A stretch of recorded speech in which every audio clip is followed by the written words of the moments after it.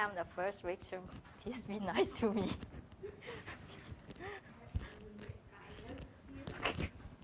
I will set my timer for 5 minutes.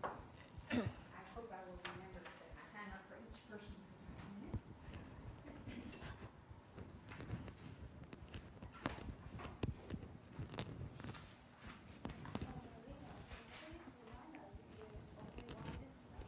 Can I remind you there's 1 minute left? I will try to. Sometimes I'm listening to you so to remember to look at the time. Okay, Sue, are you ready? Yes. All right, go ahead. Okay, hi everyone. You know that I'm from Thailand, right? And today I'm gonna talking about dog attacks in Thailand. And some of you may have been to Thailand, and some of you may have not been to Thailand. But if you go to Thailand, there's one obvious thing that you can see, that there is a lot of homeless dogs all around the country. Do you know why? That is because we don't eat dogs. That's why there is a lot. So there may be a lot of chances that you go to Thailand and get bitten by a dog or dogs, right? Okay. Then let's get to the point. Under the Serious and Commercial Code of Thailand, the section 333, there is 3 elements. You can see that. There must be a damages that is caused by an animal, which is you got bitten by dogs. And the second point is that the owner or the person who taking care of the animals on behalf of the owners, just like the case that we've been through, that the person that has a custody of the dog while they're attacking people. And the last element is that these two is going to pay for all the damages for the injured party. But unless he can prove that, oh shoot, sorry, Max and Microsoft, sorry. He can prove that if he or she, the owners, has exercised a proper care in keeping the animals according to its species and nature of other circumstances. Simply mean that if they're taking care of the animal with proper care, like you have a leash while you are walking the dog, or you have a small dog, you can carry it, or if your dog is like so scary, just put him away. And another element for this exception is that the damage would have been occasional, notwithstanding to exercise on such care. It simply means that we cannot avoid this to happen. It's like in my country we call this situation is the act of God. Like there is one case about this, that the weather is so hot and dog got mad and the dog bitten the owner and also other people. So this kind of situation is what we cannot avoid. So it's therefore the owners doesn't have to pay for damages. And yes, if they can prove that, he doesn't have to pay for damages. Okay, and this is an example that you see there's a leash here. It means that the owner doesn't take a proper care of the dog. That's why he have to pay for his ass surgery. Okay, that would be all. Thank you for your attention.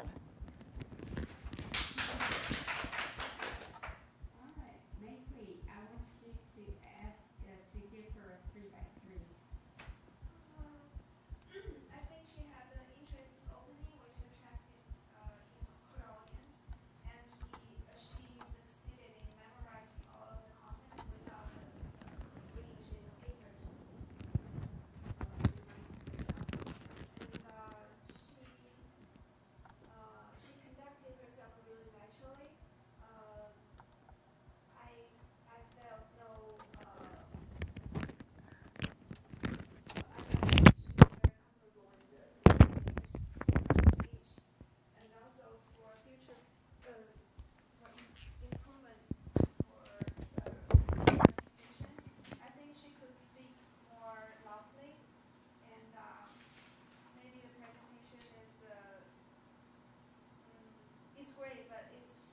could be too short.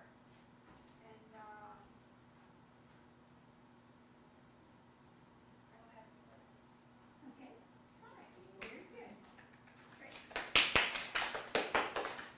Okay. Take a bow. Ray, you need to happy birthday, Ray. Thank you. Best birthday party. Do you need to load something? Or, No, okay. just oral parole, huh? Are you ready? Oh, we still have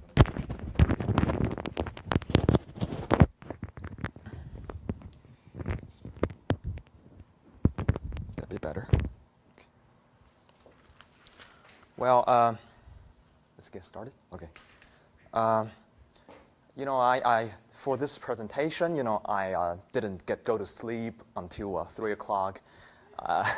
I didn't say I'm diligent or hardworking because I just get started at 10 o'clock p.m. So that's the reason. So it's my fault, right? Well, I'm the first Chinese presenter or something. So I'm the first one to introduce the Chinese law in this matter. So I would say in Chinese idiom it's called throw a brick to attract the jade. So I'm just to get everything started so everyone can correct my wrong information or some wrong opinion later. So let's go back to the issue. The issue is whether the owner of the dog, Bart, is liable in tort for the injury suffered by the poor little Jack if the case is happening in China. Well, the binding authority are statutes, of course. We don't follow precedents. The authority is called Tort Liability Law of the People's Republic of China. Well, it's a new law, actually. It became effective just a month ago, so everything's new. But the general principle of responsibility is the same, and that is what we call the fault liability.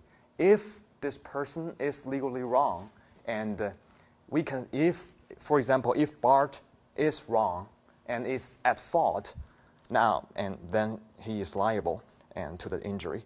And the specific provision, the Chapter 10, is the liability for damage caused by domestic animals. And it says keepers and managers, that is what we call them. We don't use owner. The terms are keepers and manager, shall bear tort liability caused by domestic animals. And actually, it is a strict liability. It means regardless of the individual fault. But there's some exceptions. Only if they can prove that the damage is caused by intentional act and gross negligence on the part of infringee, if you know what I'm talking about. Well, that is the exception. If your dog bites others, and you must be liable. If now that the burden of proof have switched, you have to prove that they intentionally provoked your dog. So that's the principle in China. Well, actually, the title or this the question is, how would a similar dog attraction situation be handled in China, right? Actually, I have no idea, because I have searched the internet. I tried to find all the information I can find, but I cannot find the definition or the court decision or some other interpretation of a People's Supreme Court about the definition of keepers and manager, because it's a new law. And so I just have two scenarios, two possibilities. The first one is if Jake can be defined as a keeper, because he keeps and custody the dogs temporarily. So maybe, just like the U.S. case, is not applicable. The provision I've just presented to you. So now what I'm doing to solve this case is to find some other authority instead of the statute. So according to the general principle of civil law, that is the basic civil law, the structure and the most basic civil law in China. And if there's no statute regulation to apply, and actually the Article 4 of the general principle of civil law states so-called the equity principle, just like equity law, So maybe the interests of the party shall be balanced, and the party shall be responsible and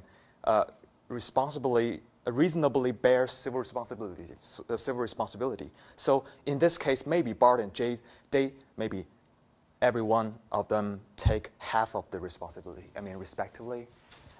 There's another possibility is that if, I'm thinking about this because maybe Jake is not keeper and manager. For a third party, for example, a third party, if Jake's dog let another boy to pet the golden retriever, and the golden lab bite another person, maybe Jake is keeper and manager in this case. But now maybe we can interpret that is not the case. Is the end of the presentation? Well, at the end of this presentation, I want to question. I have a question for myself and for everyone. Is there a contract between these two parties? I mean, according to Chinese law, because they are minors, right? They are not capable. They are limited capacity, for civil conduct. But what if the later gather ratification of their parents or something? Is it called commission contract? Non-gratuitous commission contract? I don't know. So maybe we can discuss this matter in your presentation if you have extra time. So thank you. Okay. Questions for Ray? Anybody have a question or comment on the question that he stopped with? Does anybody know about this in the Chinese side?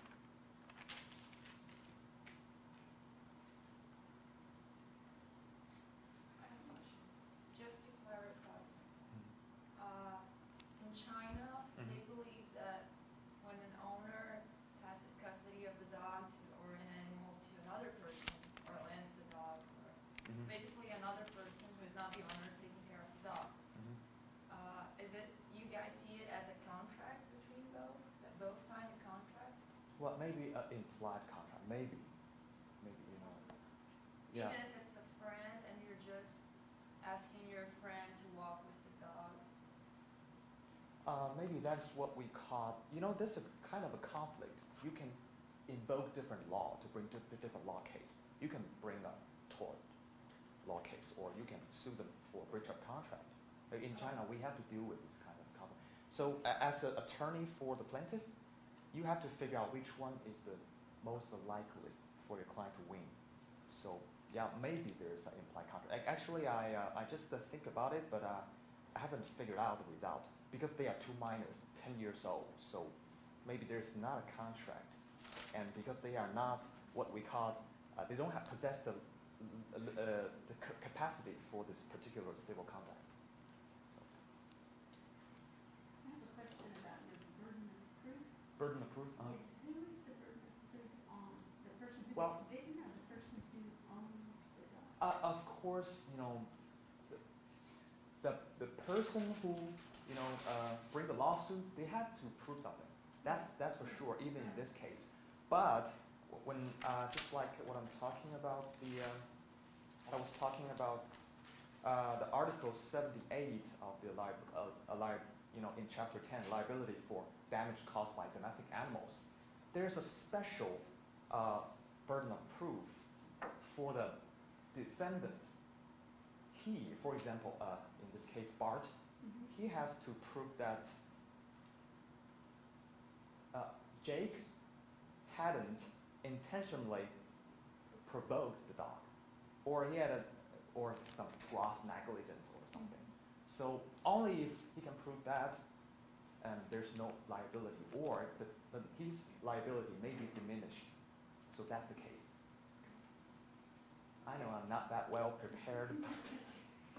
I'm sleepy, but that's it. And I think my fellow Chinese student can do better. So. Could you give Ray a 3x3? It's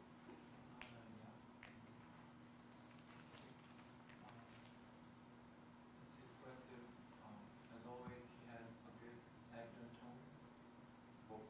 As for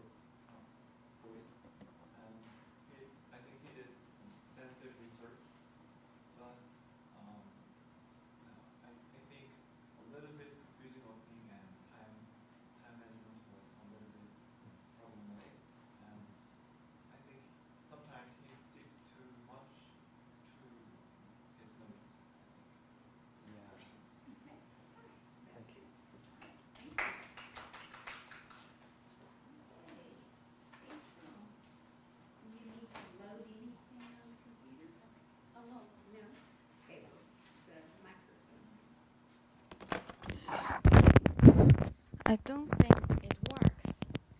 Because do you think so? It works for camera.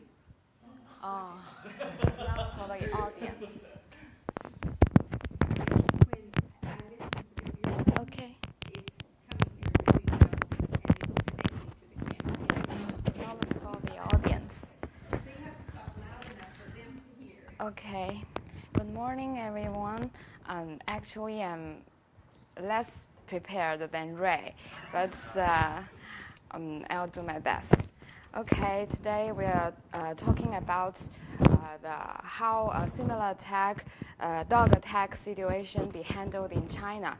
And actually in China, if such similar dog attack cases happen between acquaintances, maybe a non-litigation means will be employed to settle this dispute. Actually, as just Ray mentioned, if you do a legal research on this kind of dog attack cases, you will hardly find any case that is any litigation that is in which the parties knew each other before the attack happened. And maybe that's because that means very few cases was brought against an acquainted person.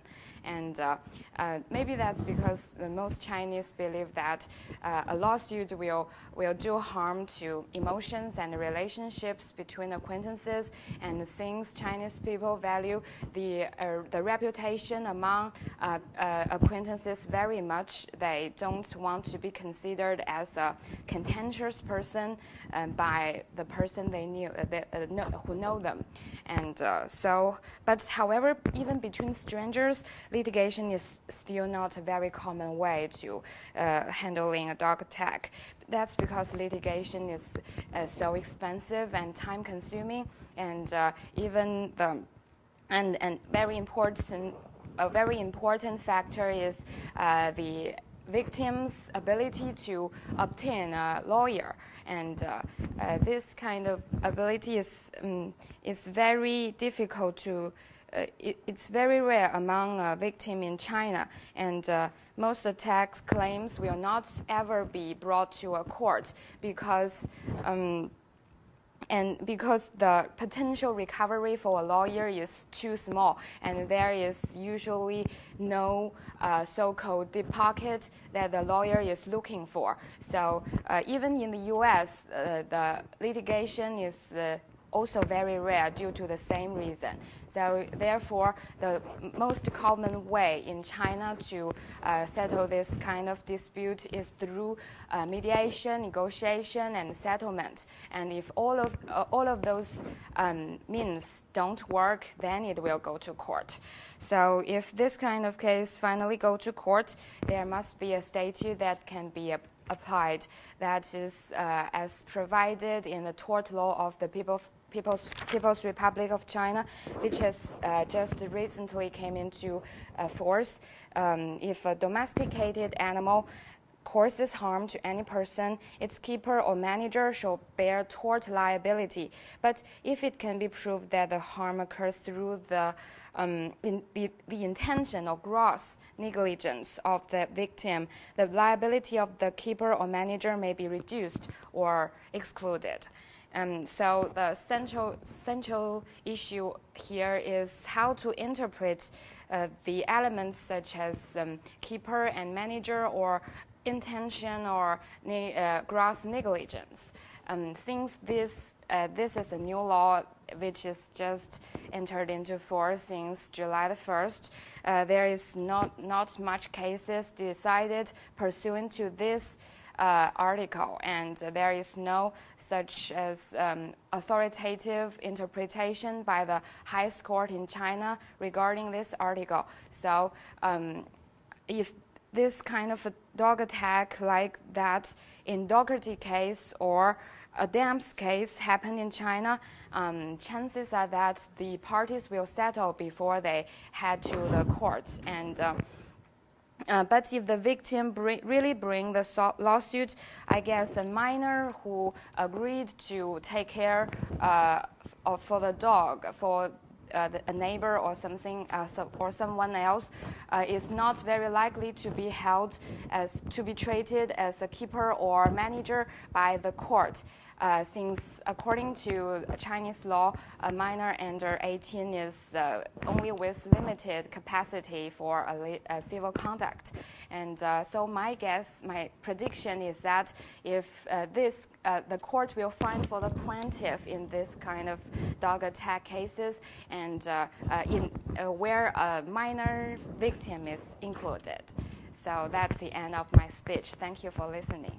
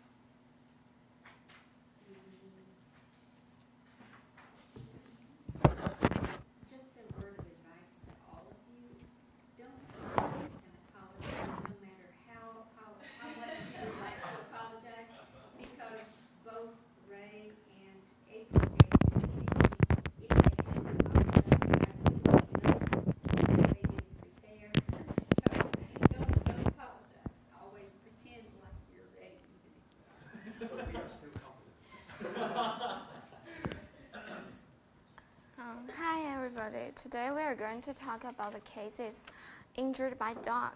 I have read the cases that Debbie gave us, and I divided them, the 4 cases, the precedents. Okay, I just divided them into 2 groups, 3 in group 1 and 1 in group 2.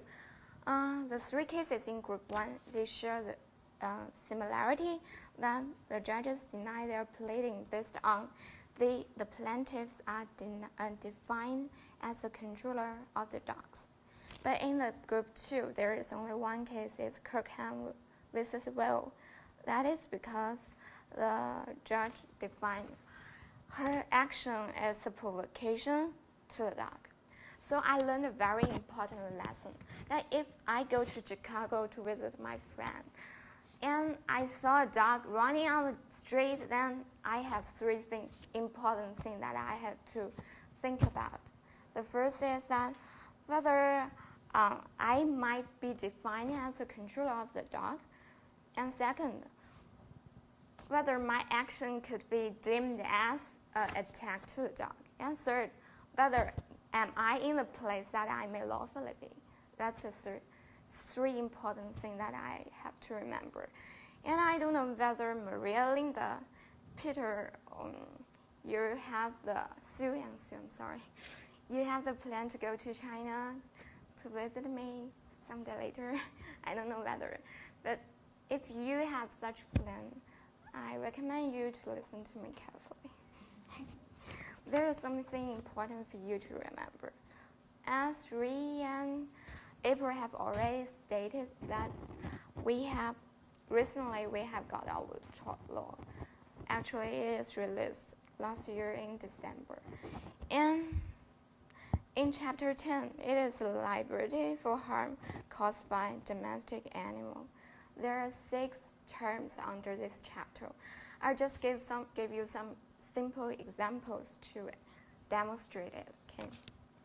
The first, Ray, do you have a dog? Have you got a dog or? Yeah. Okay. Not in America. Of course, yeah. imagine that you have a very big bulldog, you know, bulldog, and your dog attacks somebody else. Because you forgot to chain it, what would happen? Yeah, you forgot to chain it, and you're dead. Because bulldog is defined as a very dangerous dog. So you have to make sure that you can control the dog, and it is safe to the society. Do you have a wolf? I have a tiger. Okay. And just kidding, okay? If you raise wolf, such animal at home, you're dead. Because wolf is defined as very, very dangerous animal, and you can never ever raise it at home. And there is something very strange in this tort law, I think. It's very strange to me. I'll give you an example is that I might receive a notification from the court that my dog, which ran away 2 years ago by somebody else, and I have to take this responsibility. Because after me, there is no new owner took my place. So I'm the last owner of this dog. So I have to take this responsibility. Okay, that's for the discarding dog or missing dog. I have to take the responsibility. And and the last example is for third party. For example, if I am walking my dog on the street and Aurora just suddenly ran to me and my dog bite Ray. Me and Aurora, both of us have to go to a court, and both of us have to assume the liability for Ray's injury. Okay, so I might just haven't give you the sentence of the status. I just gave you some examples to demonstrate them. Do you have any questions?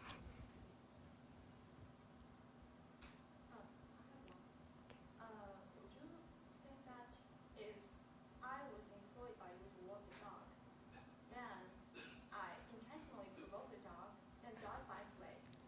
Are you responsible for this, or just me responsible? I think it's just a percent. Yeah, I think you take the most liability, then I can take less liability. Provoke the dog intentionally because I want you to pay the bill. Why? So you're malicious. I think that would be take to the court. The judge would think about your intention because you intentionally provoke the dog. It's a malicious intention, I think so. Maybe that's called a crime. Yeah, sometimes maybe if Ray is badly injured, that might be a crime. Yeah. Thank you. Any question? We have a lot of homeless dogs, a lot of stray dogs in China. I think the cats are more common. Well, how would they know that it was your dog? Because we have injection, and there will be a number on it. Although I can find it, but if it by somebody else, the policeman would find me because there is a number in the record. Okay. Thank you. Any other questions?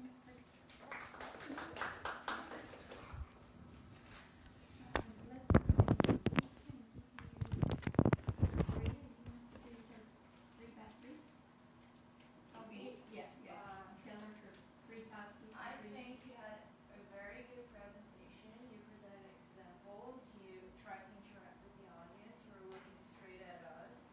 And your presentation had a good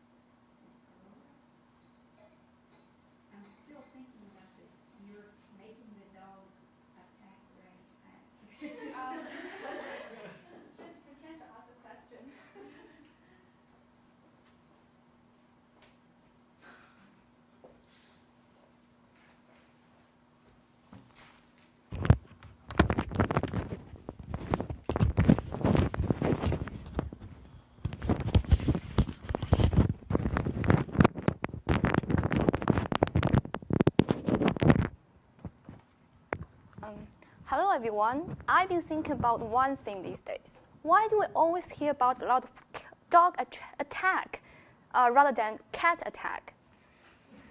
Maybe dogs always have larger size, but no. I remember I was always attacked by neighbor's chihuahua during my childhood. So another guess is that maybe dogs have more opportunities to be work outside. Only God knows why they have such bubbling personality and why they have so much energy barking all day long only for our work. When they will work outside, they sometimes attack people. Why? I think maybe they're just getting high and want to have fun with you, or they chase you like Maria because you're gorgeous. You know, every species loves beautiful ladies. So, if you are not lucky, you will get a lot of injections for the rabies vaccine, or if you're lucky, you'll just get a broken arm and dirty burn, just like Jake in this case. Anyway, it is a big issue to be bitten by a dog. So who should be responsible for Jake's injury? I've done some research like Jay, April, and Kimmy did, so I do not have to read the Article 78 of the tort law again because they have already done that for me. Thank you. It is obvious that if Jake did nothing intentionally or unintentionally to provoke the dog, then the owner or the manager should take responsibility for his injury. Then who is the owner or the manager in this case? Oh, that's a tricky question.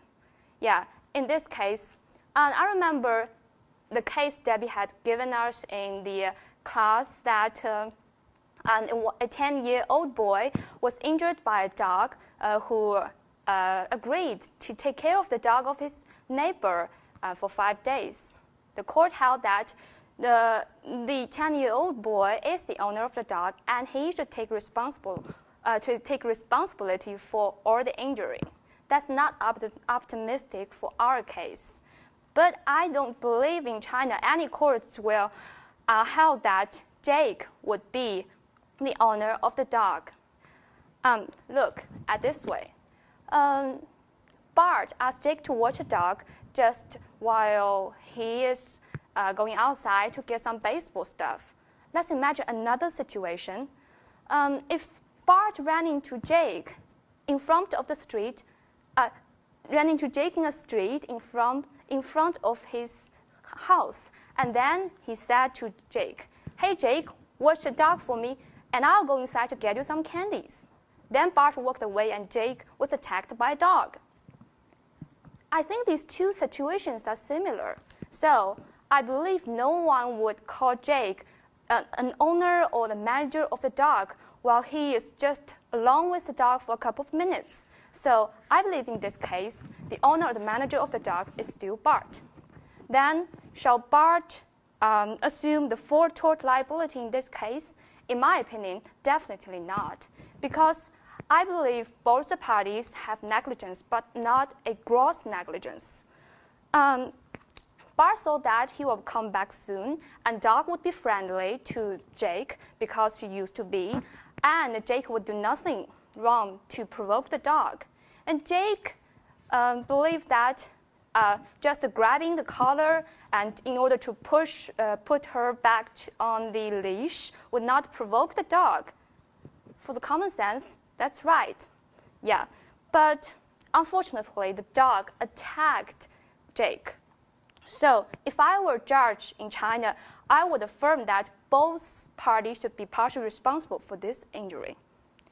There's a famous saying in China, when dog biting a man, this is not a news, but man biting a dog is a news.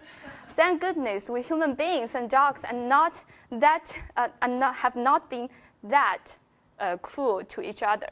So dog attack happen every day, but I still want to have a dog. Of course, I will grab his leash tightly, but what if this dog hurt me, the owner? Because I do not want him to chase like Maria, beautiful ladies.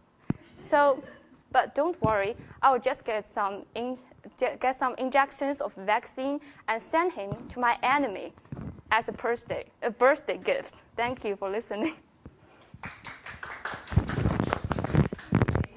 Questions or comments?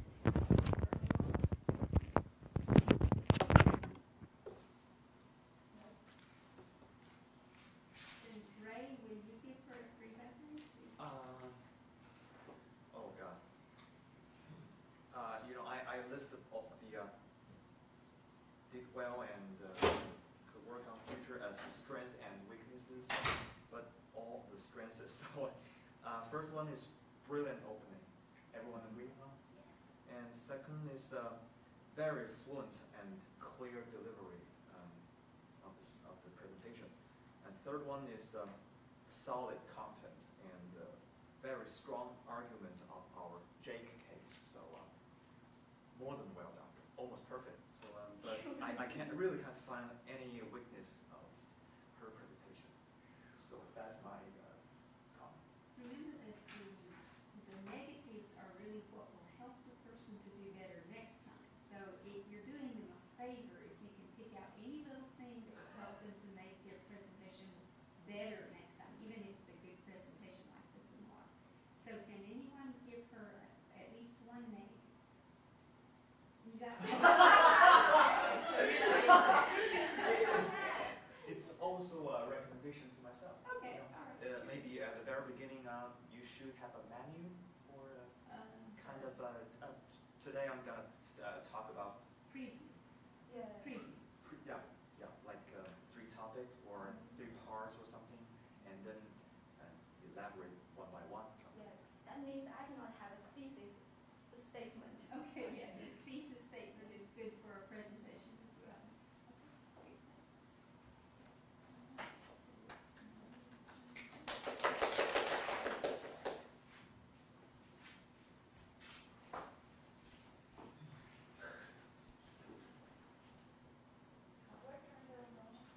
What?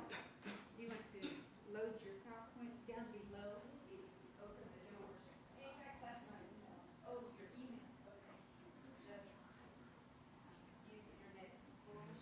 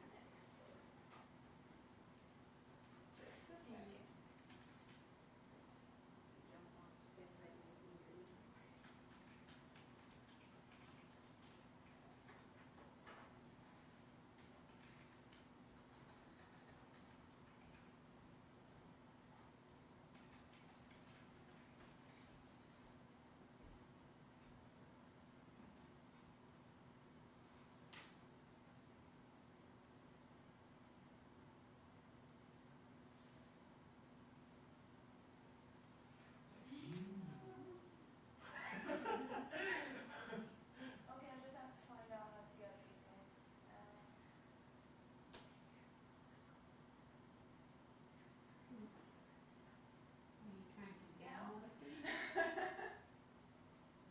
Or do you just want to play I just it want from to your- play it. I think the icon, Design? Press F5, I think. F5, yeah. See, very careful.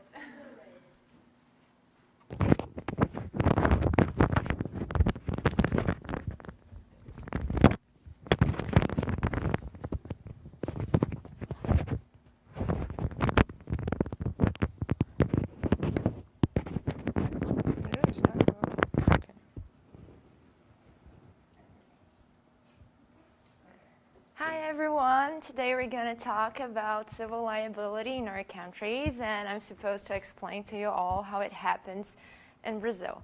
Well, first of all, Sue, in Brazil we have a lot of stray dogs too, and that's because we don't eat them too. And in Brazil, in order to understand civil liability, mainly when it comes down to the custody of animals, we have to understand how civil liability works in the first place.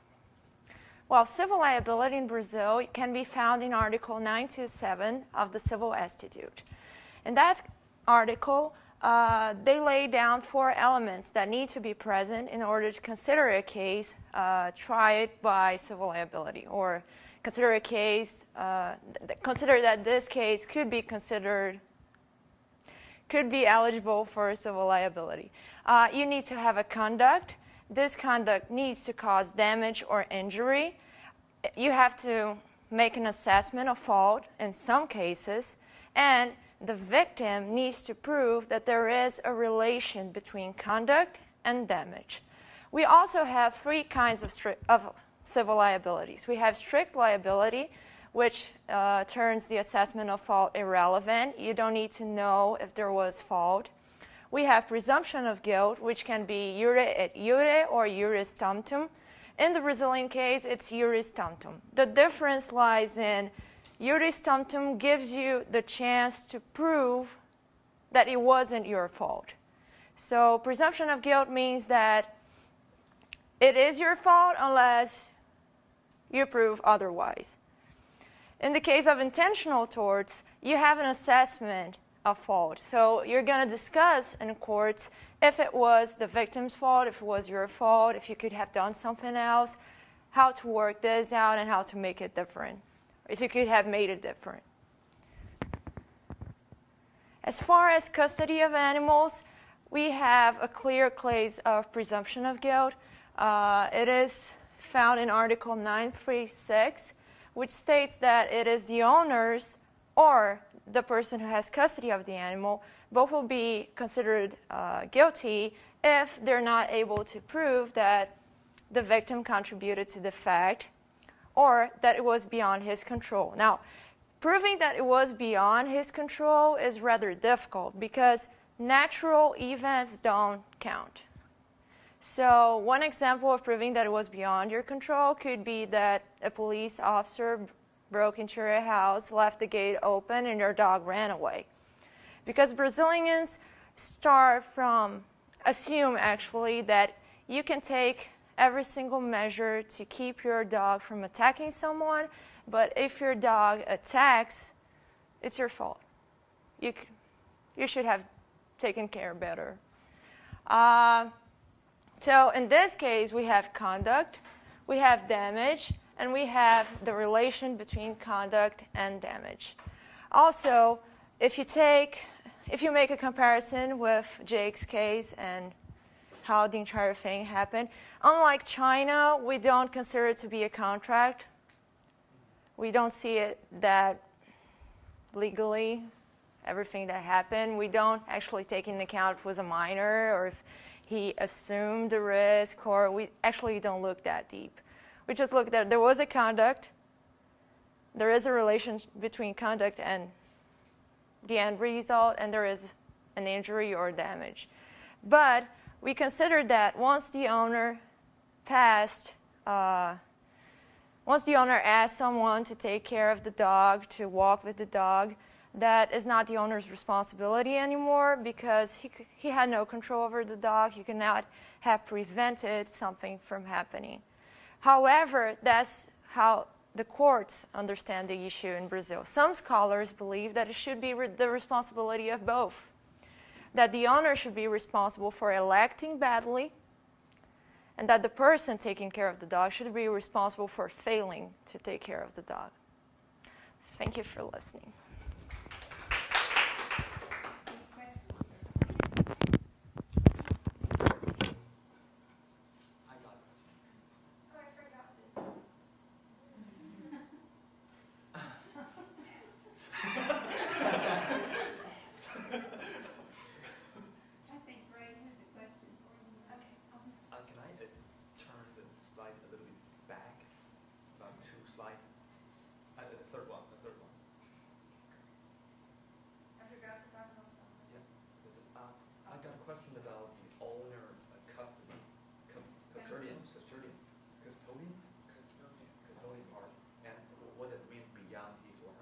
For example, in our case,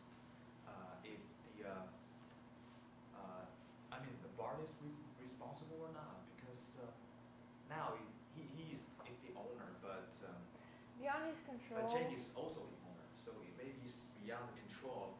No, this case here, this is the general rule. It applies more to when my dog, and when it's my dog, you're taking care of it, but it attacks Damon. Understood? So you have to prove that Damon contributed to it, that Damon provoked the dog, or you have to prove that you could not have done anything. It was something that you could not ever predict that would happen. It's A and B and A or B. It's A or B. A or B. A or B.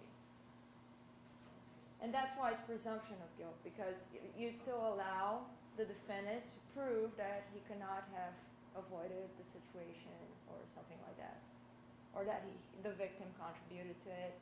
You sort of lose the connection between cause and effect if you prove that the victim provoked. So in our case, in Jake's case, first, like I said, we don't consider it to be a contract. We think that it was completely under civil liability. And in his case, we think that the owner can't be at fault because Jake was also acting as an owner at the time. If the dog had attacked someone else, Jake would be responsible for it. So the dog attacked him. not the actual owner at all, right? No, not the actual owner. Jurisprudence in Brazil believes that it is the responsibility of whoever has control over the animal at the time. So what I said is some scholars believe that it should be otherwise. Some scholars believe that there should be responsibility for both. So in Jay's case, if this understanding of the scholars would prevail, in Jay's case, Bart would be responsible.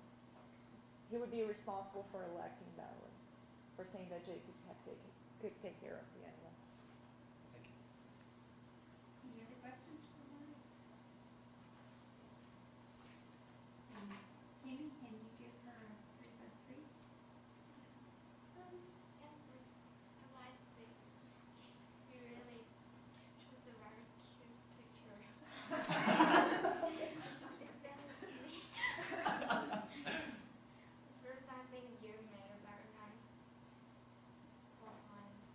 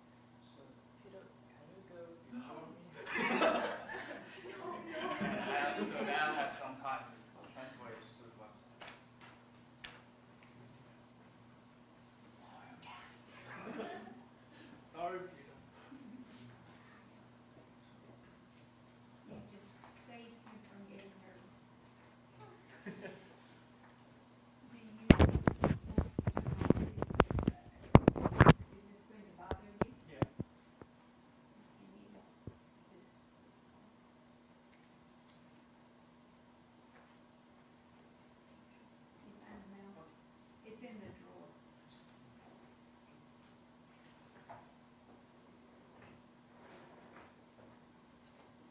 There you go.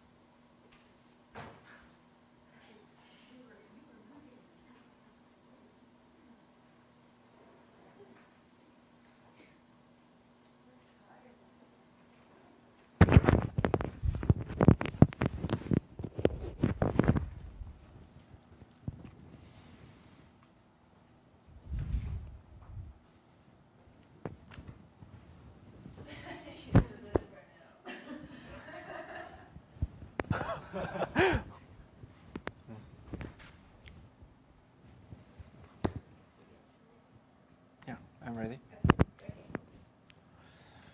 Today, I would like to introduce the interpretations of this case according to Korean law. There are many factors in this case, so let's take a look at one by one. And first, how about the dog? Did dog cause the harm directly? Absolutely yes, because the dog beat the child directly. But according to the Korean law, the dog is a material like board or stone. So it cannot have some rights or obligations. Of course, there are some exceptions, but in this case, there are no place to these exceptions. This means the dog cannot be the only one to be liable for this accident. And second, the children. According to the Korean civil law, the people under the age of 20 have some limits to perform their rights or obligations. These limits means that they, with the consent of the parents or legal representatives, should be necessary for the rights and obligations. Then we cannot say that the children are liable for the only one that are liable for the accident. Then who is the one liable for the accident? I think, according to the Korean law, the parents as the dog owner are liable for the accident. Even they are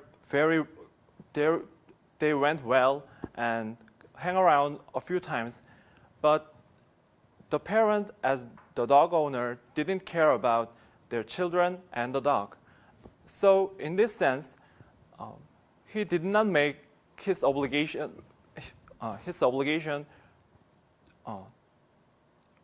to prevent the accident or to reduce the risk of the accident. Also, the parent of the children who got bitten cannot be free from this obligation, because in this case we cannot find the parent of the bitten child. It means that when the bitten situation, the child got bitten out of his parents' care. It means that the parent was careless a little bit too. Yeah. To wrap it up, let's look at one by one again. First, the dog, according to the Korean law, dog is a material, so he cannot be blamed for the misconduct.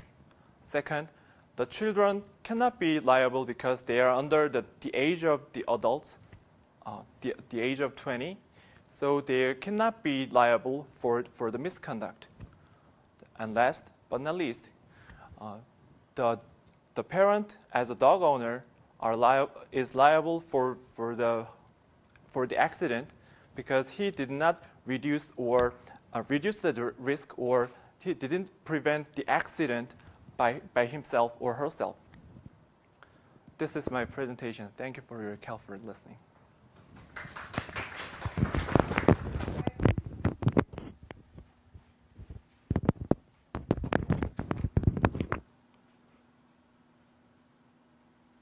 you have lots of stray dogs in Korea because you need dogs? We ate it up. all that. Just kidding. And there are some, and it could be some social problems. So many NGOs or some organizations make their way to reduce or kind of strain dogs and neutering, catch and neutering and release them. Yeah, they are doing something on their own. But it sounds like in every country there is a problem with stray dogs or stray animals. Any other questions for Peter? April, it's your turn to do the 3x3.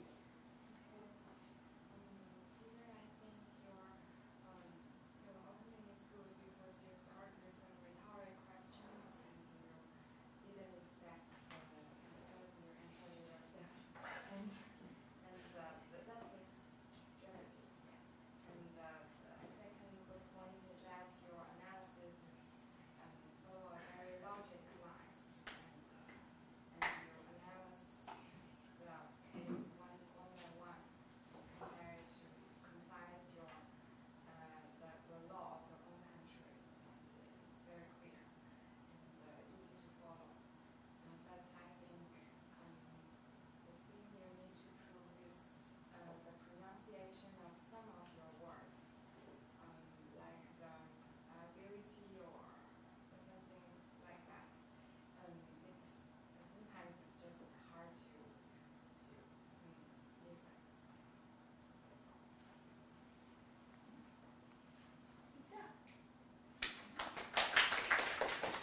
So then you got yours.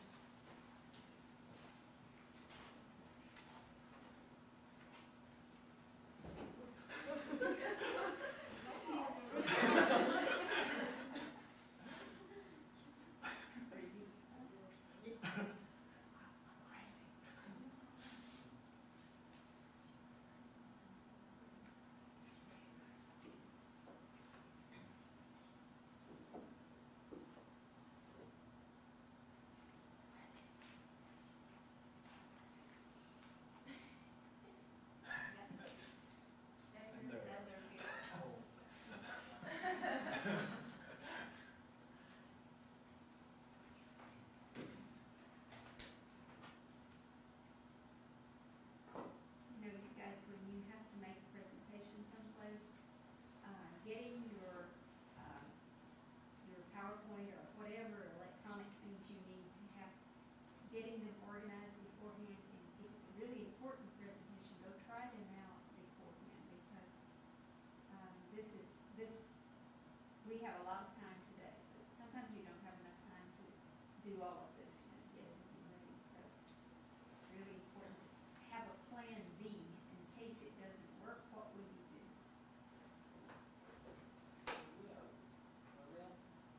Maria? What's the gateway to our email box?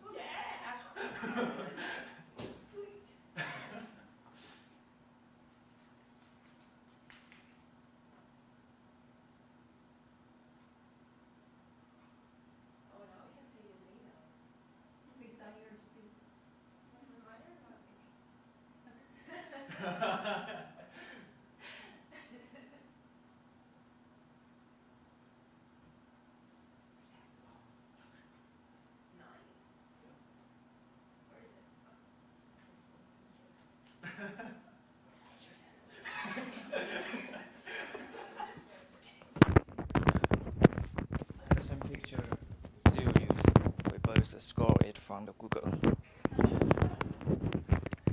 So, okay, today I'm going to talk about how the case will be handled in China. And first of all, let's have a very brief review of the facts of the case.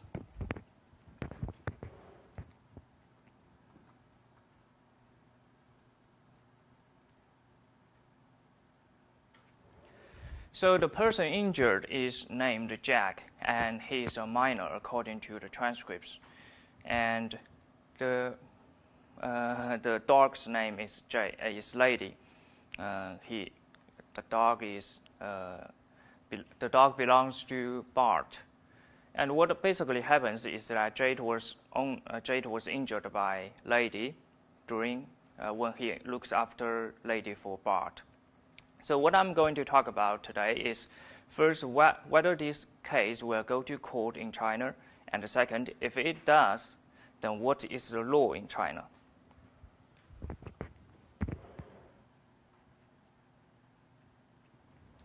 Whether the dispute will go to China, I'll talk about it in two dimensions. First is the economic calculation, whether it's worth to bring this dispute to China. Okay. I probably start here. In China, unlike in the US, we have cheaper attorney fees. Attorneys are more affordable in China. So probably this is an advantage to bring a lawsuit in China. But on the other hand, China's courts tend to award less permanent damages. Because in our dispute, Jade had earth burns on his body. That may be permanent injury, and he may file for permanent damages. That's one thing to consider. Because there are less permanent damages, the final damages may be not that much. So you should calculate whether it is worth it, considering the attorney fees and other costs relating to it. But I think above all, it is okay to go to court for the damages. The other dimension I'm going to talk about is a cultural dimension. China has a different culture with the US or other Western countries. So basically in China, Chinese people believe that courts are for bad people. By bad, I don't know how to express it. They are just bad. Chinese people don't want to go to court because historically they do not. Historically, people going to court have worse reputation. So that even now the Chinese people are not welcomed to go to court. Second consideration is that further embarrassment, because the Jack and Bart, they are neighbors. They will feel awkward seeing others in the future if they have seen others in court before. This is like Chinese culture. The third, the Chinese people are very tolerant to kids. They don't blame kids for basically everything they do. So it may be settled. The two parties may believe that this is an accident and no one should be blamed for it. So I'm talking about the possibility of out-of-court settlement. Yes, it is possible to settle out of court because of the above considerations. But should the case really go to trial, then what's the law like?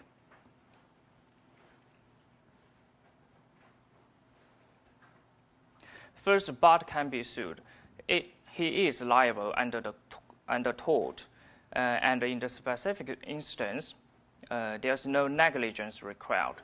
In Chinese law, if an animal injured a person, the owner doesn't have to have negligence to be liable.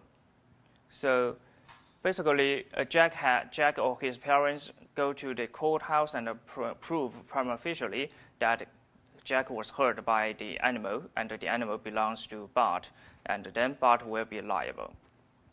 But Bart has defenses. The first defense is that the injury was results from the plaintiff's fault or gross or grave negligence, which in our case can be argued. And the second defense, whether Jake can be considered as a custodian, is not clear in Chinese law because we do not have such evidences. So my conclusion is, yes, Bart will be liable. Most probably, he will be liable, but due to Jack also has fault, Bart may be reduced liabilities. So I'll skip the summary. So this is it. I hope you like it. And any questions?